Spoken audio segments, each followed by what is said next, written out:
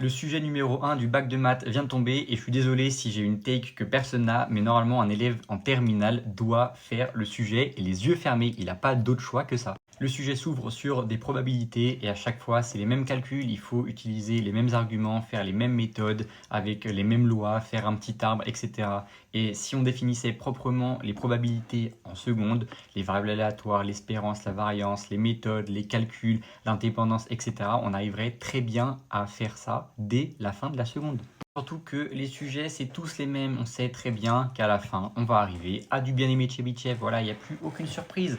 Donc faisons ça en seconde. Alors ok, je suis d'accord que pour la partie géométrique dans l'espace, peut-être qu'en seconde, c'est un peu limite.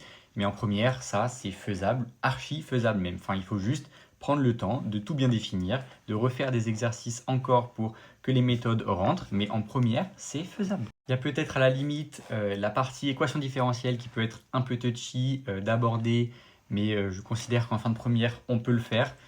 Surtout, il faut arrêter de dire aux élèves, tu as cette équation différentielle, voilà, t'appliques la formule, t'appliques la solution. Non, venez, on apprend à résoudre des équations différentielles, mais depuis la base, depuis ce que c'est fondamentalement. Et venez, on arrive à la solution comme ça, quand on comprend, on sait refaire. On n'est pas perdu le jour du bac, faut que j'utilise quelle formule. J'ai passé la partie des suites tellement c'est aberrant de considérer qu'un élève de terminale en est encore là.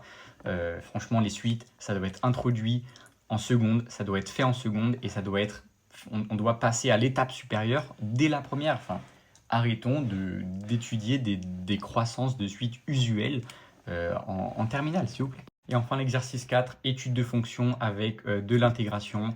Ça encore, c'est de la première. Normalement, tout est faisable en première maximum. Le bac de terminale devrait être le bac de première. Si tu es un élève de terminale qui vient de passer le bac, tu peux dès à présent aller voir des corrigés sur Internet. C'est déjà disponible.